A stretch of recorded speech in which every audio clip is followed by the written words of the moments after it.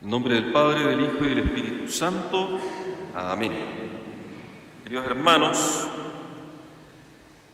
el Padre Superior, el Padre Joaquín Ortiz, mandó que se hicieran una serie de sermones acerca de la crisis de la Iglesia que actualmente azota a la Iglesia, justamente. Y entonces hoy corresponde hablar acerca del Concilio Vaticano II. Un concilio muy importante para la Iglesia, no por lo bueno, sino por lo malo. Claro. Entonces, fue el 21º concilio ecuménico de la Iglesia.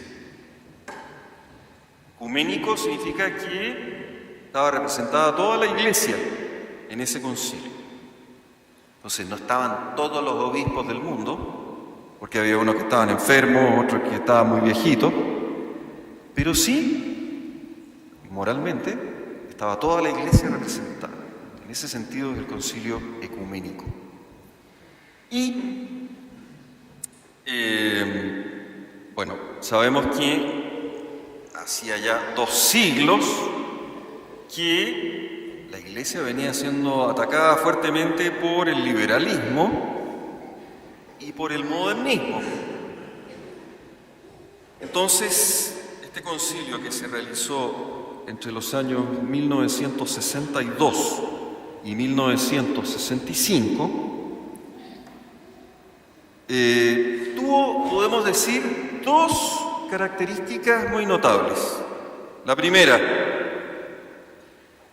que tuvo un fuerte acento antropocéntrico, o sea, que el centro de lo que se discutía, el fin de lo que se discutía, era el hombre. Estaba el hombre puesto en el centro, y no Dios, como tendría que ser. Y sería teocéntrico, esto era antropocéntrico. Y la segunda característica muy importante del concilio fue que fue un concilio que demostró una grandísima simpatía por el mundo y sus supuestos valores. Entonces, eso ya nos va dando una idea de que fue un concilio bastante fuera de lo común, porque se preocupaba de cosas que los concilios anteriores pues no se habían preocupado. Siempre, por supuesto, la Iglesia se preocupa del hombre, claro, evidente, pero de la salvación del hombre. Entonces ahí está Dios en el centro, no el hombre en el centro. Este concilio fue medio raro, como vamos viendo. Y fue además un concilio pastoral, como lo dijeron los mismos papas, es decir, un concilio que no quería proclamar ningún nuevo dogma, ni quería condenar ningún error, sino que era un concilio para hacer llegar mejor la religión al hombre moderno, para que la entendiera mejor. Bien, concilio pastoral. Entonces, en la primera congregación general del concilio, que fue el 13 de octubre de 1962, o sea, la primera vez que se reunieron los padres conciliares, ocurrieron cosas muy extrañas. Yo les voy a contar algunas nomás, así como para que tengan un ejemplo. Bueno, primero había una misa, ya, se hizo la misa. Y después había que elegir los miembros de las 10 comisiones conciliares que iban a dirigir el concilio, que se iban a preocupar de distintos temas. Y entonces la organización del concilio proponía a aquellos eclesiásticos que habían estado trabajando en la preparación del concilio para formar parte de esas comisiones. Entonces se proponían muchos nombres sobre los cuales los padres conciliares tenían que votar para ver qué eclesiásticos iban a componer cada comisión. Y ellos ya dominaban el tema. Bueno, eso estaba explicando el secretario del concilio y resulta que el cardenal Lienard, el presidente de la Conferencia Episcopal Francesa, le pide permiso al secretario que estaba explicando todo esto. Oiga, quiero hablar. No se puede hablar ahora, no está contemplado en la orden del día, solamente estamos explicando cómo se va a votar. Es que quiero hablar. No se puede. Se paró sin permiso y habló. ¿Y qué dijo? Queridos hermanos, no podemos votar porque no conocemos a los candidatos que nos están proponiendo. Entonces, ¿cómo vamos a votar si no los conocemos?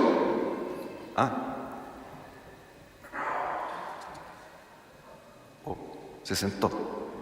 Y después se paró el cardenal Frings, también sin permiso, que era el presidente de la Conferencia Episcopal Alemana, y habló en el mismo sentido.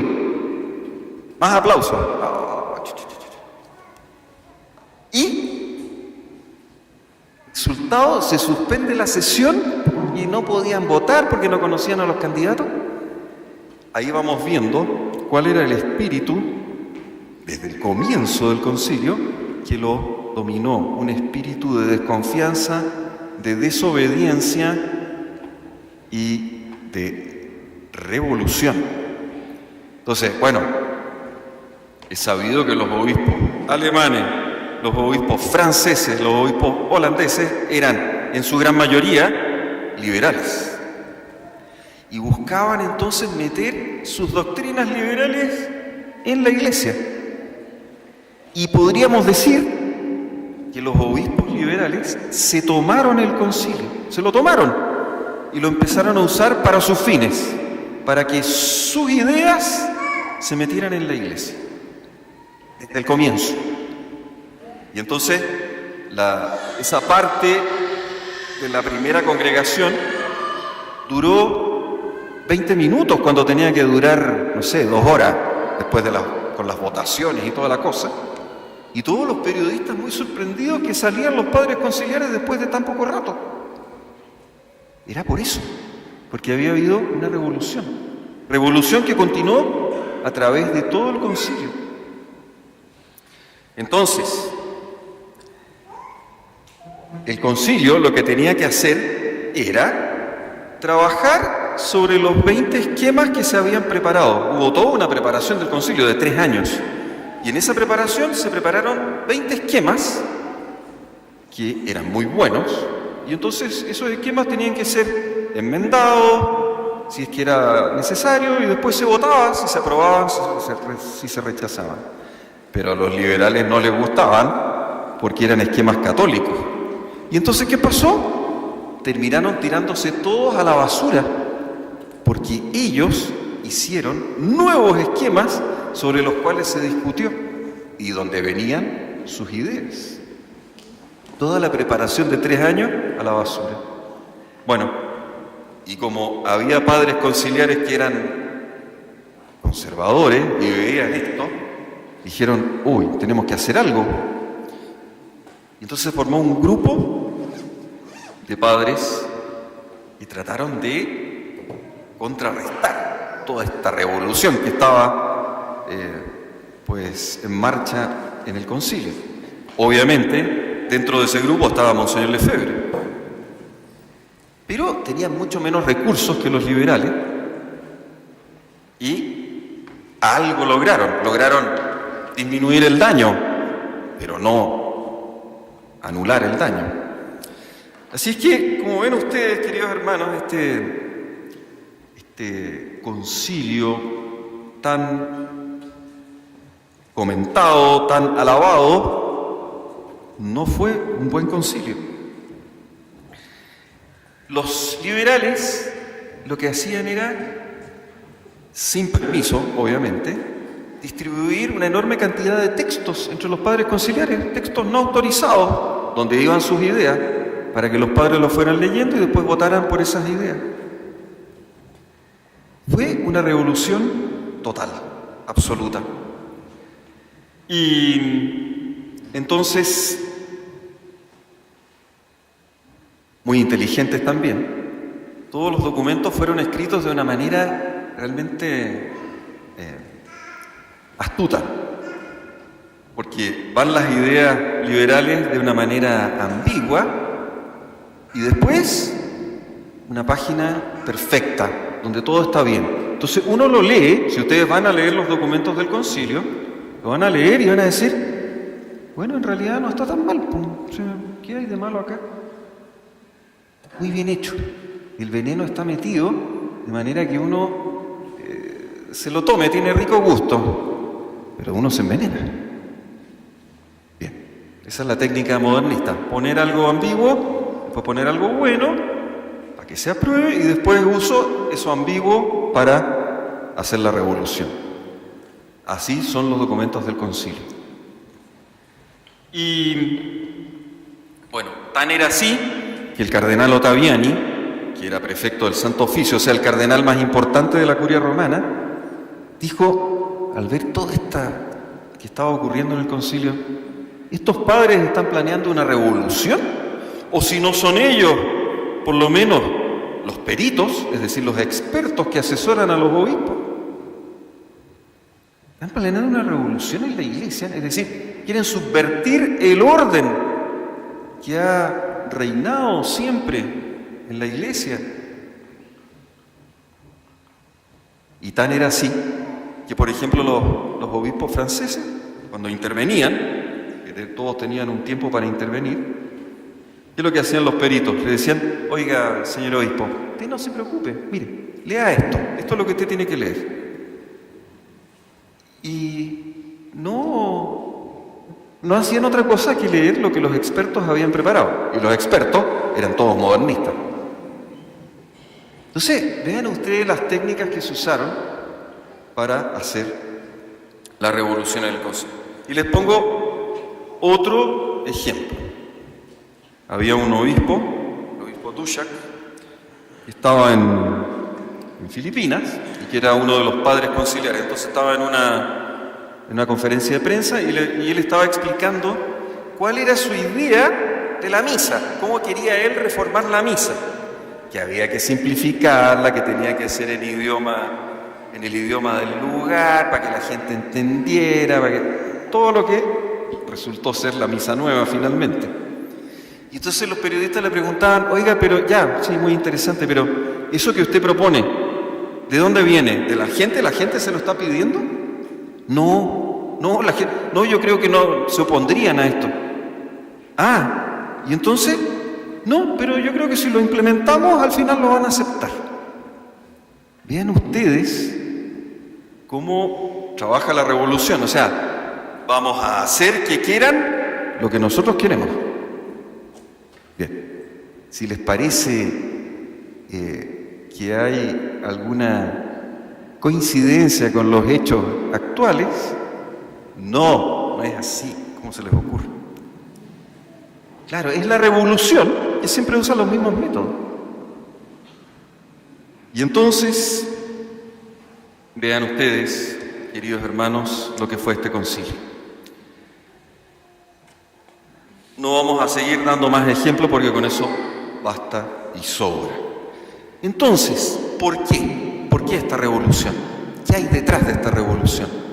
Bueno, lo que hay detrás es una nueva teología, es una nueva manera de entender el misterio de la redención, el misterio de la salvación de las almas, y es la teología del misterio pascual. Entonces, esta nueva teología, ¿qué es lo que propone? Bueno, dice que nuestro Señor Jesucristo no vino a morir en la cruz para pagar una deuda de justicia por el pecado, que no era posible pagar de otra manera más que con la muerte de un Dios hecho hombre. No, nuestro Señor Jesucristo viene a morir en la cruz para mostrarnos el amor del Padre. Para eso viene nuestro Señor, no a pagar una deuda de justicia. El pecado en realidad no daña a Dios, no es necesario pagar nada. Lo que Dios quiere es mostrarnos su amor y que nosotros lo amemos. Bueno, y por eso el centro del misterio de la redención pasa de estar en la cruz, en la pasión de nuestro Señor Jesucristo, a estar en la ascensión y en la resurrección de nuestro Señor Jesucristo. Entonces, hagamos una fiestita. Claro, ¿qué vamos a estar llorando? ¿Qué vamos a estar poniéndonos tristes? No, si es la ascensión y la resurrección. Alegrémonos, estamos todos salvados. Si no hay ninguna deuda que pagar. Es el amor del Padre. Bien. Esa es la teología del misterio pascual. ¿Y por qué? Porque resulta que nosotros, hombres modernos, como que nos choca esto de que Dios nos digan que es bueno, pero que a la vez quiera que su Hijo sea castigado de esa manera. Como que no cuadra, como que no lo podemos aceptar. En cambio, esta otra manera de entender la redención, es mucho más amable, mucho más amigable, y entonces, sí, el hombre moderno puede aceptar eso, mucho mejor. Por eso, para adaptar la religión al hombre moderno, por eso todo esto. Bien. Interesante poder entender todas estas cosas para saber en qué estamos metidos y por qué peleamos. Y así vemos entonces que este concilio está envenenado. No es que sea un buen concilio que ha sido mal interpretado y que entonces el problema es la mala interpretación del concilio. No, el problema es que es un concilio que está envenenado, es un árbol malo, que no puede dar buenos frutos. Es imposible. Entonces no se le puede pedir peras al olmo. Y el Concilio Vaticano II lo único que ha dado es malos frutos y seguirá dándolos mientras no se corte el arbolito. Hay que cortarlo, echarlo al fuego. Eso va a pasar algún día, no sabemos cuándo, pero va a pasar. Y bien, vemos la técnica: desorden, apresuramiento, propaganda, métodos revolucionarios para manejar a la masa, tan efectivos que, por ejemplo, el documento Gaudium et Spes, que hablaba de la Iglesia en el mundo moderno, que está plagado de errores. ¿Saben ustedes por cuántos votos se aprobó? Eran más de 2.300 padres conciliares. Ustedes estarán pensando, chuta, ganó por 60-40, paliza. No, 2.309 votos a favor y 75 en contra. Eso, de ese tenor fueron las aprobaciones de los documentos. O sea, imagínense ustedes lo efectivo de la propaganda, lo efectivo de los métodos revolucionarios. Y pasaba lo que yo les contaba, que uno lee la cosa y dice, no está tan malo. Sí, está muy bien hecho. Bien, en definitiva, un concilio revolucionario que adopta los principios del mundo de manera oficial en la Iglesia. Hasta el momento, del año 62, la Iglesia estaba atacada por todos lados, pero oficialmente rechazaba todas estas novedades. A partir de fines del 65, las adopta oficialmente. ¿Qué novedades? ¿Cuáles son los principios del mundo? Bueno, libertad, igualdad y fraternidad. ¿Les suena eso? Libertad, igualdad y fraternidad. La libertad, ¿dónde la vemos? Bueno, en la libertad religiosa. Oye, cada uno puede tener la religión que quiera y no pasa nada. Y todos le rezamos al mismo Dios. Entonces, ya, está bien. Si el Espíritu Santo sopla en todas las religiones. Eso dice el concilio.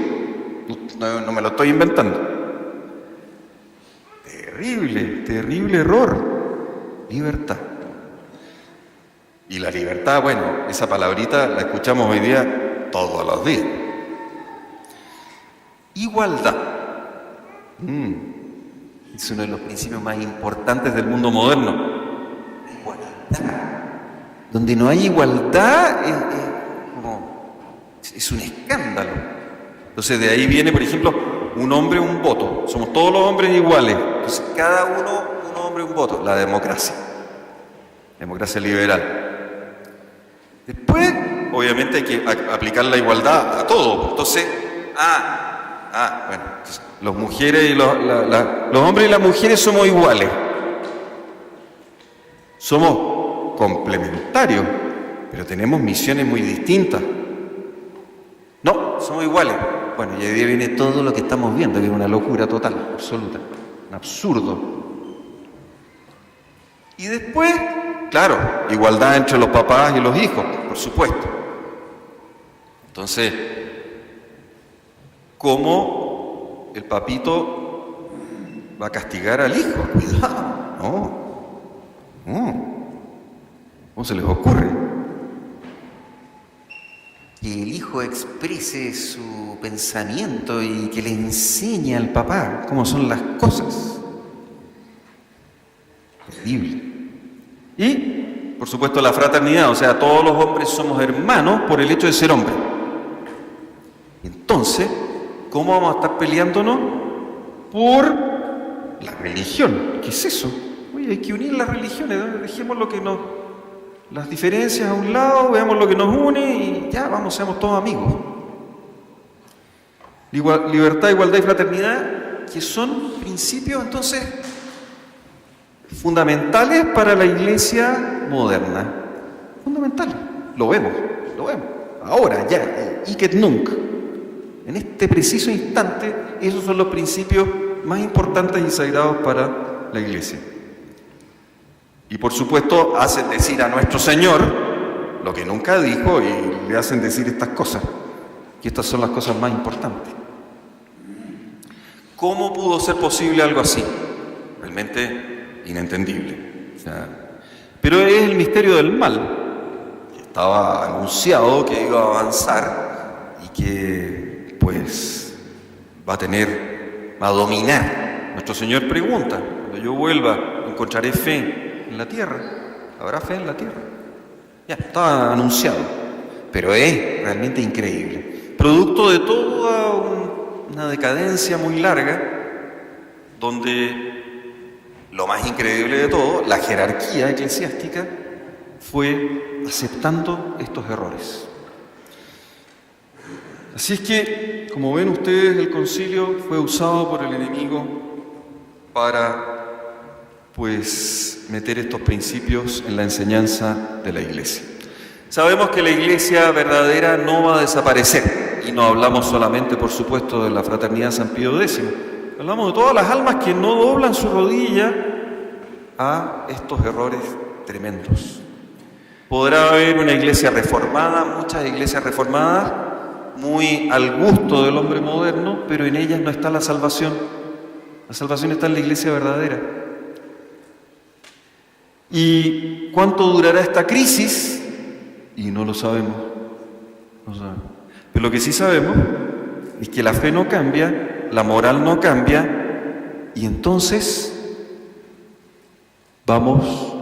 eso nos tiene que dar mucho ánimo para seguir en nuestro combate. Combate importantísimo, un combate vital para la salvación de las almas. Y por la gracia de Dios, estamos en Él, no por otra cosa. Jesucristo no cambia. No cambia. Eso es una cosa que tenemos que tener aquí, en el disco duro. Lo que Él enseñó se mantiene hasta el fin de los tiempos, para siempre, por toda la eternidad. Y no podemos cambiarlo, por mucho que encontremos dura su doctrina. Así es que a eso nos aferramos y esperamos entonces la intervención de nuestro Señor Jesucristo y el triunfo del corazón inmaculado de María. Y con mucho ánimo seguimos nuestro combate, pero muy importante saber por qué estamos combatiendo, cuáles son las causas de la crisis de la Iglesia, porque en algún momento nos van a preguntar y tenemos que saber dar razón de ello. Porque claro, Ay, ¿por qué estás así en esa posición tan extrema? No, mira, yo te explico, el Concilio Vaticano II, bla, bla, bla, bla. Ah, chuta, no sabía. Bien, interesante. Así que, queridos hermanos, ánimo y a seguir entonces firmes y fieles a nuestro Señor Jesucristo. Ave María Purísima, en nombre del Padre, del Hijo y del Espíritu Santo. Amén.